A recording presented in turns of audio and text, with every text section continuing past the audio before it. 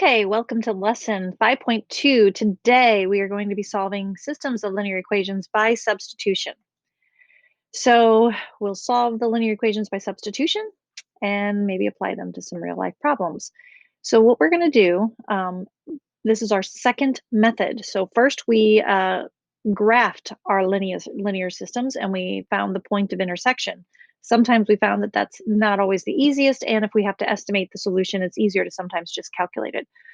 So in this one, we want to solve one of the equations for one of the variables. All right, so you always want to isolate at least one variable. Sometimes we have it in slope-intercept form and we're solved for y, but other times we can have an equation that says x is equal to something, and then we can use that equation. Two, substitute the expression from step one into the other equation, and now we have an equation in one variable so that we can then go ahead and solve it.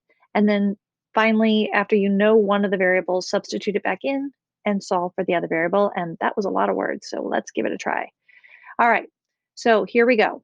Looking at these two equations, notice that one of them is solved for y. So we have this is equal to y. So we can substitute that in right there. And when you do that, you just really just put that in its place. So see what they've done. 6 times x minus 5 times y becomes 5 times negative 2x minus 9. So we substituted in the expression for y. Use the distributive property. All right. Combine some like terms. Now we have a two-step equation, solve for x. Once we know x, we can go back to this equation and solve for y by substituting in the negative 4. So let's give that a try. All right, here we go. So in this, we have right here, we have 5 plus x is equal to y. So I can substitute the 5 plus x in place of y in the first equation. So I have 2x plus 2 times 5 plus x is equal to 10. I've just recopied the first equation, substituting in for y. I will distribute. So I'll get 2x plus 10 plus 2x equals 10. I can combine my like terms. 4x plus 10 is equal to 10. I could subtract 10 on both sides, and I'll get 4x is equal to 0. So we already know that x is equal to 0, right? Because 0 divided by anything is equal to 0. So if x is equal to 0, we could go back to this equation. Y is equal to 5 plus 0, and we substituted in that x. So y is equal to 5. Now, what I have is an ordered pair. X is 0 and y is 5.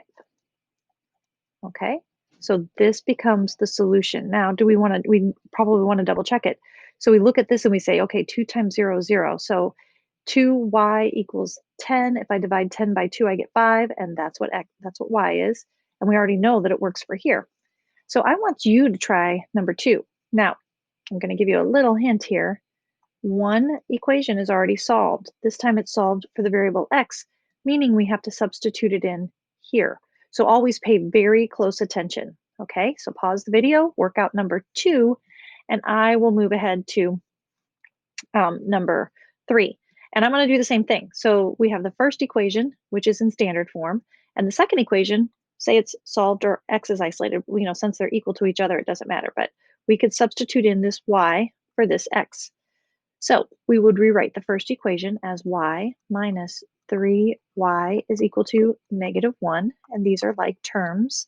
So we're going to get negative 2y is equal to negative 1. So when I divide by a negative 2, I get y is equal to a positive 1/2. Now, if y is equal to a positive 1/2 and y is equal to x, x is also equal to 1/2. So here is my ordered pair and my solution to this system. And then you might want to take some time and just say, like, okay, if I have, 1/2 and then minus 1/2 minus 3/2. So I would have to do some simple subtraction there. And 1 minus 3 is -2. So -2/2 or -2/2 is equal to a -1. And then we also know that the second one works out just as well. Okay, so substitution. It's moving right along. All right, sometimes we have to solve one of the equations, right? So what we're going to look for here is, boy, they both look pretty easy. We could have solved equation 1 for y, or we could have solved equation 2 for y. So when you have a variable with a coefficient of a +1, that's what you want to look for. So you're always looking for the quickest and easiest solution. Sometimes it's that the coefficients are all divisible or factors or multiples of each other. So therefore, you know that you won't be working with fractions. That's probably the biggest thing. We want to avoid fractions at all costs. Or I do anyway when I'm working on these types of problems. So let's give some of these a try. Let's see, I wanted to do a different problem for you. So actually I'm going to do problem 13. Let's skip this for right now. And I'm going to write this one up here. So 13 out of your student journal is 7x minus the 4y equal to 8. The other equation is 5x minus y is equal to 2. All right, so the reason I'm choosing to do that is because in number 16, one equation is already solved for the other, but we want to practice being able to get these in shape. So when I look at this, looking at the first standard form equation, 7, 4, 8, those aren't all factors and multiples of each other. So when I solve for y or x in the first equation, I'm going to get something that's probably in fraction form. But when I look here, I can see that there's a coefficient of -1. So it'll be pretty easy to rewrite this one, right? Because I could just subtract 5x from both sides. So I'll get a negative y is equal to a negative 5x plus 2. And then I'm just dividing both sides by the -1. So the second equation can be rewritten as y is equal to a positive 5x minus 2. All right, so that's something that I wanted to do for you. All right, now we'll use this here to substitute for the y in the first equation. Remember, we're doing number 13. It's in your student journal on page 141 if you haven't figured that out. So I will rewrite the first equation. So we have 7x minus 4 times, and I'm inserting what is equal to y so that I get an equation with the same variable. Notice that now we have only x's and we can actually solve for x. We're distributing a -4, so always pay attention to the signs. So 7x will have -20x, will have plus 8 is equal to 8. We can combine these two. So when we subtract, we'll get a -14. X is equal, got a little carried away here. Plus the 8 is equal to 8. So I'll subtract 8. So I get -14x is equal to 0. So x is equal to 0, right? That's what that means. X is equal to 0. Now, when x is equal to 0, what is y equal to? Well, if I didn't make any mistakes, I have this. You could also go back to one of your original equations. So I have the ordered pair 0, comma, -2 as my solution. And I would be a good idea to go back to the original. So if I have 0 and then I have -4y is equal to 8, then I'm dividing by -4, I get the -2, so it works for the first one. If this is 0, I have -y is equal to 2 from my original equation, and dividing by -1, that does equal a -2. So it does work out for number 13. So I want you to try number 17. I want you to do number 17 right here. Pause the video, and you'll work on that, and then I will work on number 18. Now, I'm looking at this. To be honest, there's not going to be an easy way to do this, is there? Because 4, 8, and 3 are not all factors and multiples. So it looks like I'm probably going to solve the second one for y. I think that's probably going to be the easiest way to go about this. So I'll subtract 8x on both sides.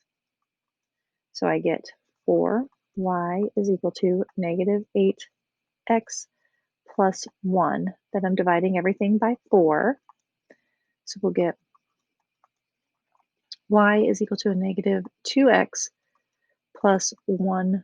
All right, so that's what y is equal to. Maybe I'll change the color here. So we want to substitute in this y into this y in the first. We don't want to go back to that equation. We want to go back to the top equation.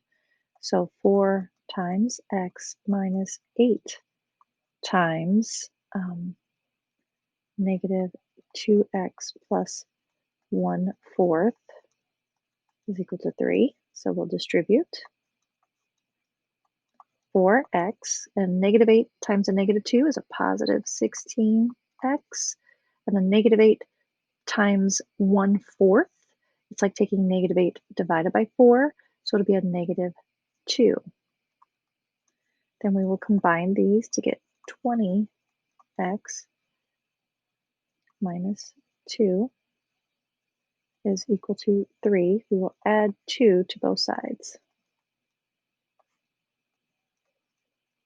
20x is equal to 5. Divide by 20, divide by 20, and x will simplify to 1/4. Now, if x is equal to 1/4, I could possibly go here, so I'll have y is equal to negative 2 times 1/4 plus 1/4.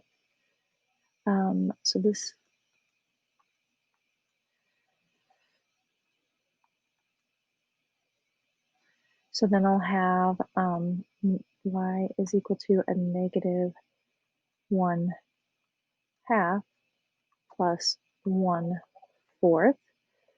And we know that there's 2/4 in the 1/2. So if I'm going to find the difference here, I'm going to get y is equal to a negative 1/4.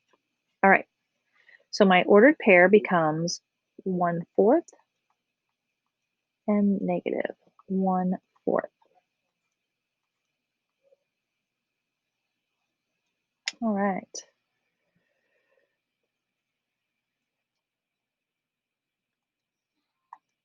All right. Number 19, we want to do a word problem or apply it to real life. So we're actually going to be writing the system. So here we go. Lots of information. We have an adult ticket to a museum costs 3 more than a children's ticket. When 200 adult tickets and 100 children's tickets are sold, the total revenue is. So we have this information. So if we want to say what cost of a children's ticket, so we could say that, X is equal to the adult ticket price. That makes Y equal to a child's ticket price. And we get some information here. It costs 3 more than a child's ticket. So we're going to use the variables. We're going to say X, right? Because that's the X. This is the Y. And 3 more than, this means addition.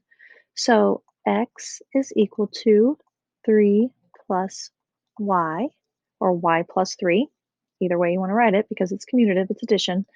And then we have the information that we know that if we sell 200 adult tickets, so that'd be 200 times X, and we sell 100 times Y, we bring in 2100.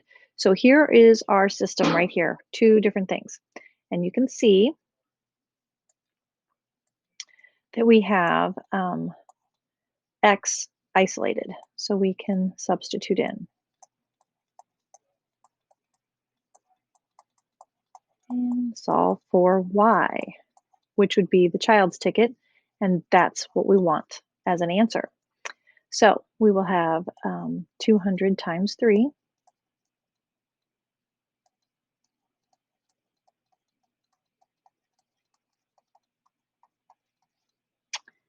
All right, we have some like terms here. So 600 plus 300y equals the 2100. But we're going to be subtracting 600.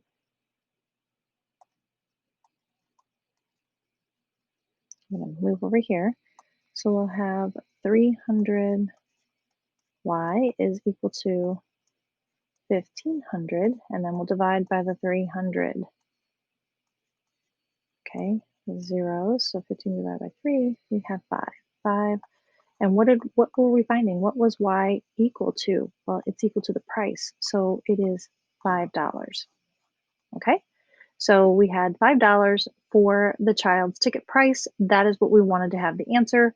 To double check your word problems anytime they want both, or any kind of labeling that you might need to add to those. So that should do it for substitution.